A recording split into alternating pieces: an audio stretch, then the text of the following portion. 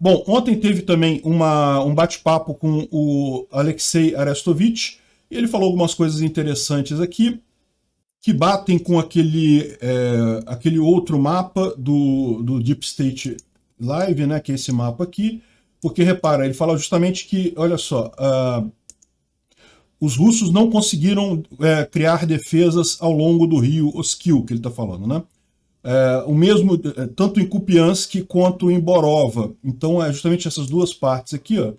Kupiansk, Vuzlovi e Borova são os dois locais em que os ucranianos conseguiram atravessar o rio e se estabelecer do outro lado, né? Os russos foram incapazes de usar o rio para fazer a defesa. Mas aqui em Izium, eles atravessaram o rio Oskil, que passa aqui, e se estabeleceram logo depois. Então, tem muitas tropas russas nessa região aqui, né?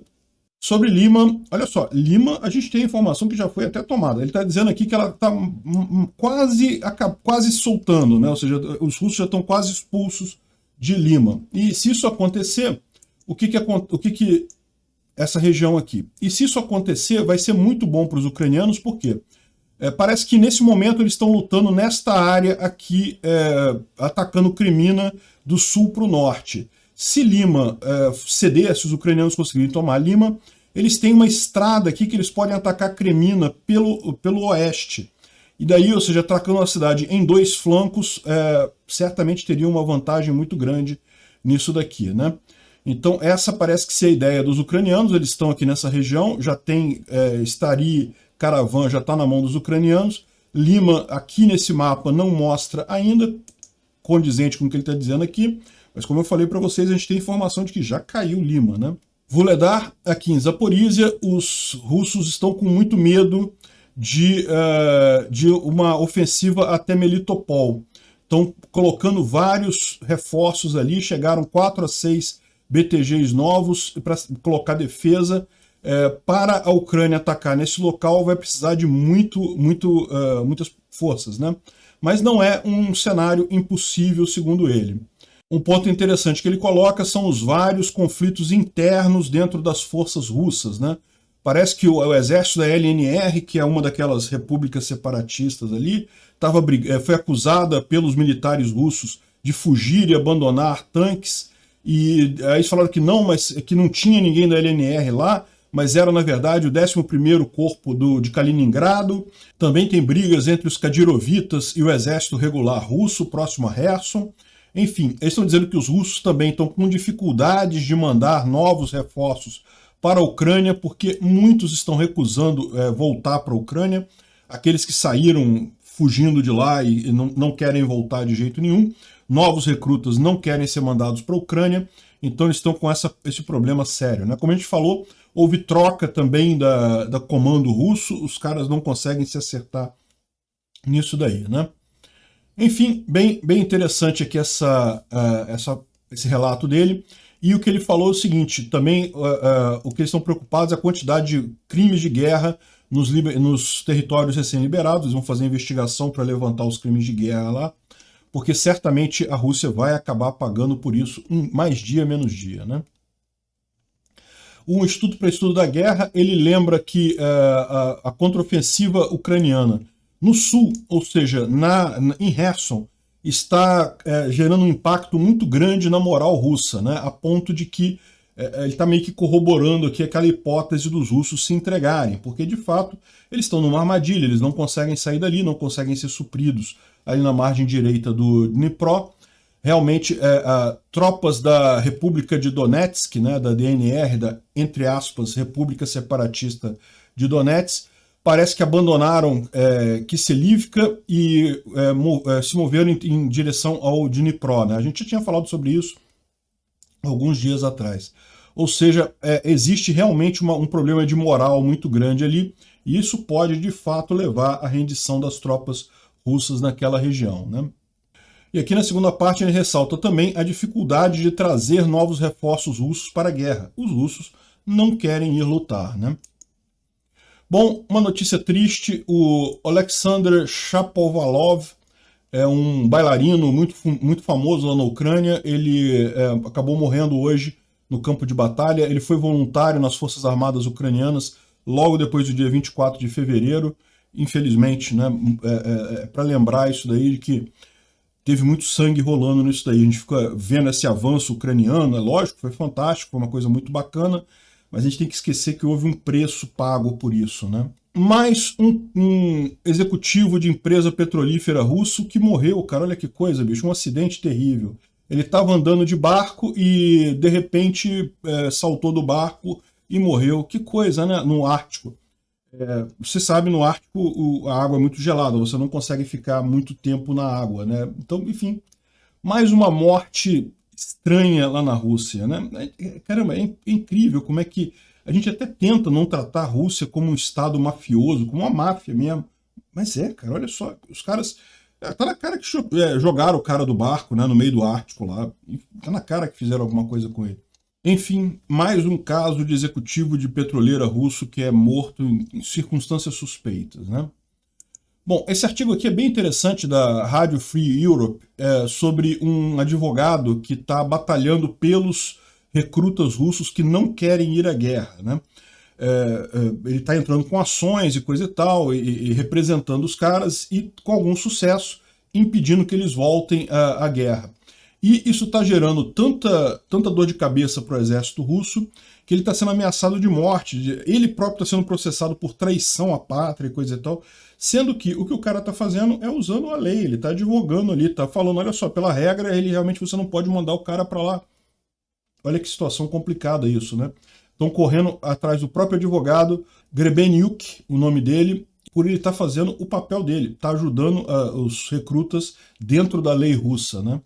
É o desespero do pessoal, não tem jeito. Bom, a gente falou que a comunidade europeia dificultou o acesso a vistos para russos, né? Para russos que vão fazer turismo na Europa, está mais difícil para eles tirarem o visto, mas além disso, alguns países proibiram, não aceitam mais turistas, visto de turistas de russos, né? A lista está crescendo. A Letônia, Lituânia, Estônia, Polônia, República Tcheca, Eslováquia, Dinamarca, Bélgica, Países Baixos, né, Holanda, nenhum desses mais aceita turistas russos, né? É lógico, os turistas ainda conseguem chegar nesses países entrando por outros países na comunidade europeia, e aí dentro da comunidade europeia eles conseguem chegar nesses países, mas não conseguem mais vistos para esses países especificamente, né? Uma outra coisa que está acontecendo nessa área recém-liberada pelos russos. Os russos estavam trazendo professores russos para ensinar crianças ucranianas. Isso é uma guerra cultural. Isso é genocídio, tá? Para quem não sabe, a definição de genocídio inclui você destruir a cultura de uma população. Então, isso sim é um genocídio, isso sim foi proposital. Os russos levaram professores russos da Rússia para a Ucrânia para tentar ensinar para as crianças ucranianas uma história diferente da que é a realidade, né? Ou seja, destruir a cultura ucraniana. E esses professores, só que o exército levou os professores para lá e na hora da fuga saíram fugidos, não levaram os professores com eles. Então esses professores vão ser processados na Ucrânia, eles não são prisioneiros de guerra, são apenas traidores e vão ser processados por genocídio cultural. Podem pegar até 15 anos de cadeia, esses professores que foram lá.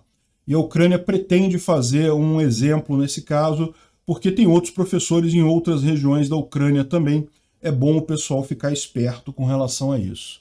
E com os recentes acontecimentos já está ganhando força o planejamento do retorno dos ucranianos para a Ucrânia.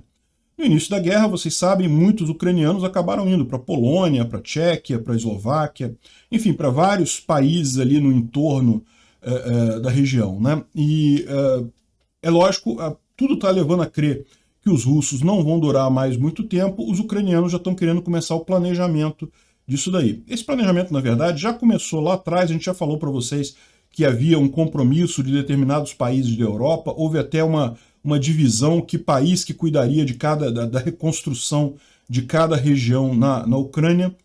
Então já tem um planejamento nisso daí, mas é lógico que agora começa a coisa a entrar em detalhes maiores esse planejamento, porque é uma coisa que já está numa visão mais próxima de acontecer, né? E bom, só para terminar aqui, vocês sabiam que tem um mapa igual a esse aqui, ó, aqui do Brasil também?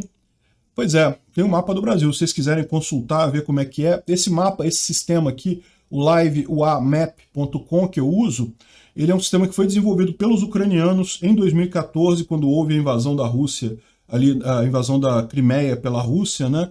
E daí eles fizeram esse sistema para acompanhar os acontecimentos naquela época e, lógico, está sendo excelente para acompanhar os acontecimentos agora também, né? E tem de várias outras regiões do mundo, por exemplo, você pode vir aqui em Language, pode procurar Cáucasos e você vai ver aqui, por exemplo, a região de Nagorno-Karabakh, onde está havendo conflito. Inclusive vou fazer um outro vídeo hoje falando sobre esse conflito ali entre a Armênia e o Azerbaijão, né? E tem o Brasil também. Aqui tem um caso curioso, tá? De um avião russo que caiu, dá para ver direitinho o avião caindo. Perdeu a sustentação. Pronto, já era.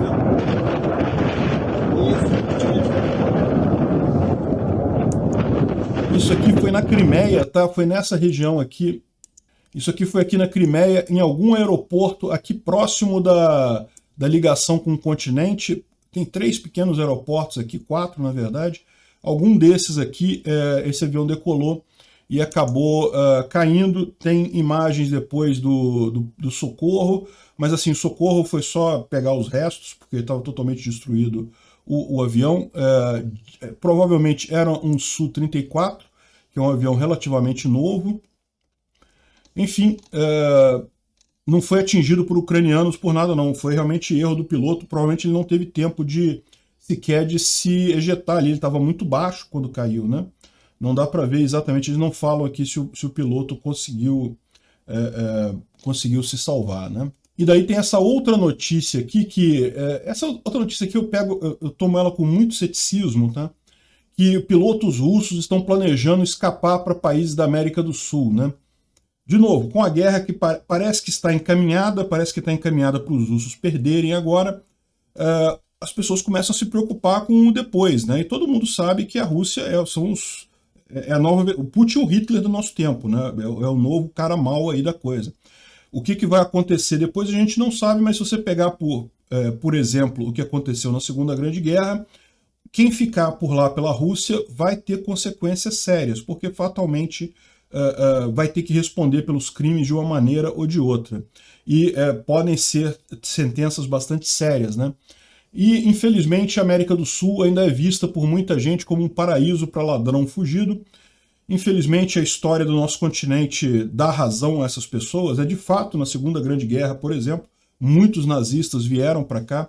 Mengele acabou morrendo em Bertioga, aqui em São Paulo, velhinho, morreu de velhice. O cara um dos piores torturadores lá do regime de Hitler, morreu de velhice em Bertioga, ainda praia. É realmente uma tristeza isso, mas a gente espera que a América do Sul mudou muito do século passado para cá. Eu espero que esse pessoal não vai ter vida boa por aqui não. Podem até tentar, mas se tentarem, eu vou ser um dos que vou correr atrás de identificar essas pessoas aqui para expor elas. Obrigado por assistir o vídeo até o final. Além de curtir, compartilhar e se inscrever no canal, considere se tornar patrocinador com valores a partir de R$ 1,99. Clique no botão